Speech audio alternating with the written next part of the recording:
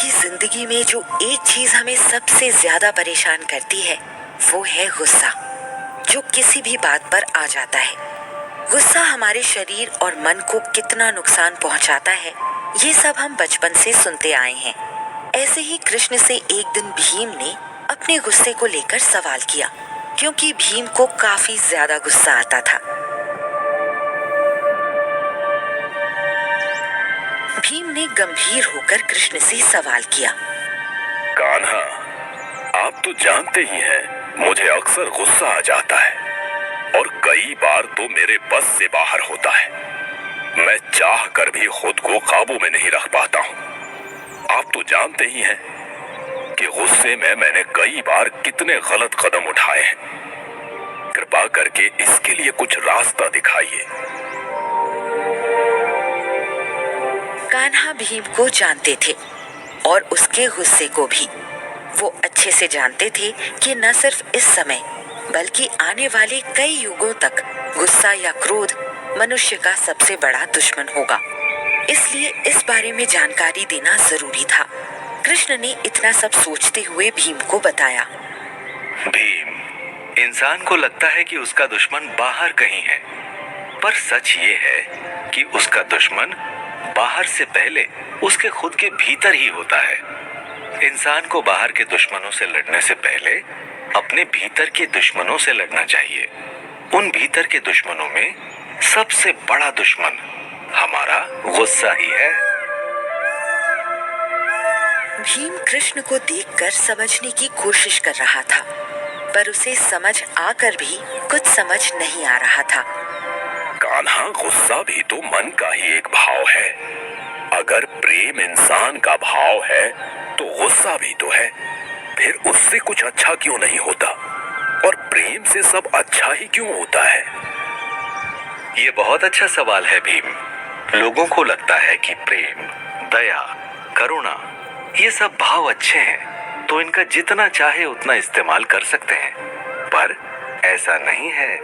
किसी भी भाव के ज्यादा होने से आदमी अपना नुकसान ही करता है, चाहे वो प्रेम हो या गुस्सा।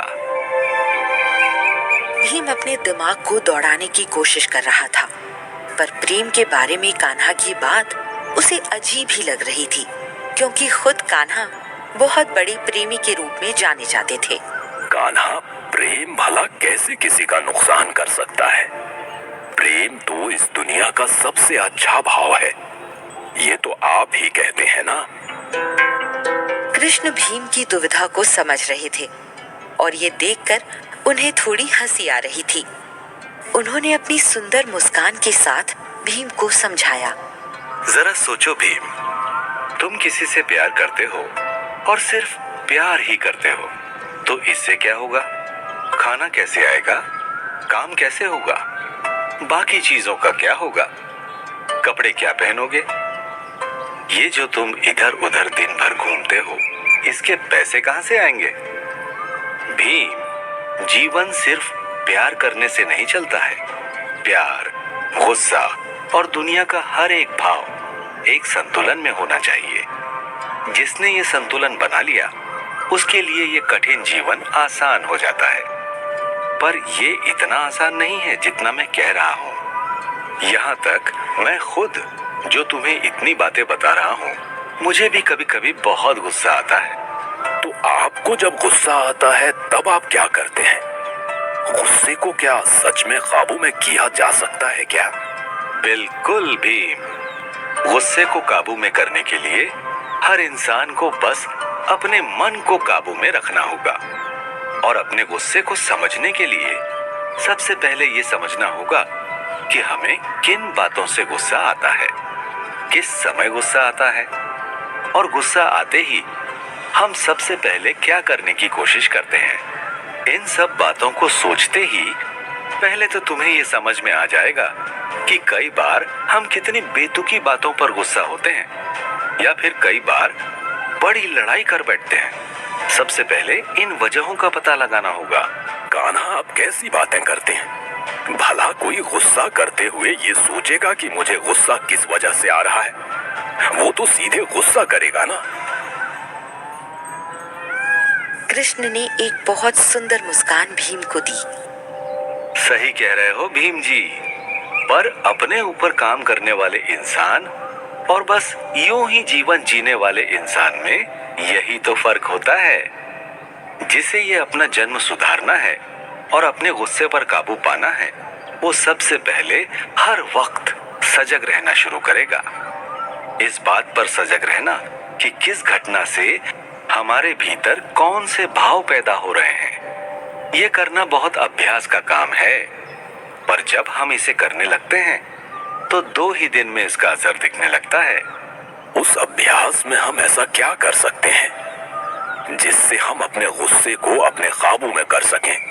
पिछली कई सदियों से आदमी अपनी सांसों को काबू में रखकर सब कुछ कर लेता रहा है।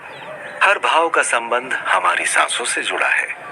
तुम देखते होगे कि जब हमें गुस्सा आता है तो हमारी सांसें कितनी तेज हो जाती हैं और एक किस्म की बेचैनी हमारे शरीर में होती है।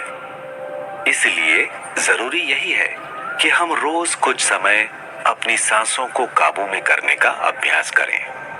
योग या फिर प्राणायाम करना गुस्से को शांत करने का सबसे अच्छा तरीका है। तुम देखोगे कि जितने भी साधु हैं जो हमेशा ध्यान करते हैं, या फिर वो सभी लोग जो दिन के कुछ घंटे ध्यान लगाते हैं, उन्हें बाकी लोगों की तुलना में कम गुस्सा आता है।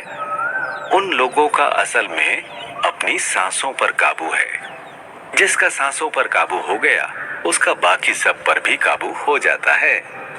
कृष्ण ने लगभग सब कुछ जैसे भीम को समझा दिया था, पर भीम को अभी भी बहुत कुछ जानना था।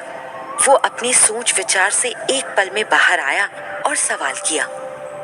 ये सब तो ठीक है कान्हा, पर अगर किसी ने हमारी इच्छा के हिसाब से काम न किया हो और उससे हमें गुस्सा आए, तब क्या करें? कई बार लोग ऐसी गलतियां कर देते हैं कि दिमाग खराब हो जाता है और गुस्सा आना लाजमी हो जाता है। इसके लिए क्या तरीका है कान्हा? किसी भी गलती के लिए उस पर चिल्लाना या गुस्सा करना सबसे आसान है, बल्कि उसे माफ करना या फिर उसे समझाना बहुत मुश्किल। हर आदमी गलती पर सिर्फ डांटता है, समझाता कोई नहीं। जो गुरु अपने शिष्य को उसकी गलती पर डांटता नहीं बल्कि समझाता है, वो शिष्य बहुत समझदार होता है। जबकि डांटने वाले गुरुओं के बच्चों का आत्मविश्वास कम हो जाता है और वो कुछ नहीं कर पाते। इसलिए लोगों को माफ करना सीखना चाहिए। पति, पत्नी, बच्चे या फिर किसी भी रिश्ते में गुस्सा कभी रिश्ते बनाता नहीं है, बस तोड़ता है। जो माँ बाप हमेशा बच्चों पर गुस्सा करते हैं, वो बच्चे अपने माँ बाप से सच बोलना बंद कर देते हैं। अगर शांति से, समझदारी से बात की जाए तो हर बात आसान है। जो इंसान शांत स्वभाव में रहता है, वो ज्यादा सुखी भी होता है और अपने काम को अच्छे से कर पाता है। इसीलिए मैं चाहूंगा कि तुम भी बेवजह गुस्सा करना छोड़ दो।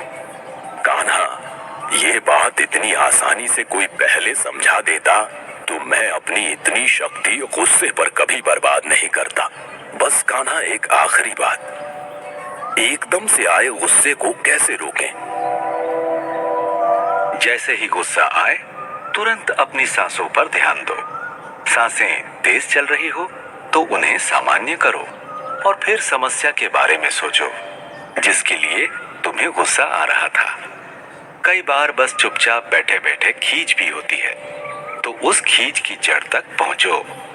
कई बार गुस्सा हमें खुद पर आ जाता है और उसे हम दूसरों पर उतारते हैं। दूसरों पर गुस्सा उतारने वालों को ही सबसे ज्यादा योग और प्राणायाम की जरूरत होती है। अगर ऐसे लोग दिन के कुछ पल भी अपनी सांसों को देंगे तो उन्हें बहुत फायदा होगा। सही कह रहे हैं आप कान्हा, अब मैं ऐसा ही किया करूंगा। कृष्ण ने अपने मन को काबू में रखने के लिए ठीक ही कहा था। गुस्सा सबसे आसानी से आ जाता है और लोग गुस्से में न जाने कितने गलत कदम उठा लेते हैं। जब भी आपको गुस्सा आए, एक लंबी सांस लीजिए और उस बात और उस गंभीरता के बारे में सोचिए। आप देखेंगे कि आपका गुस्सा काफी हद तक कम हो गया है।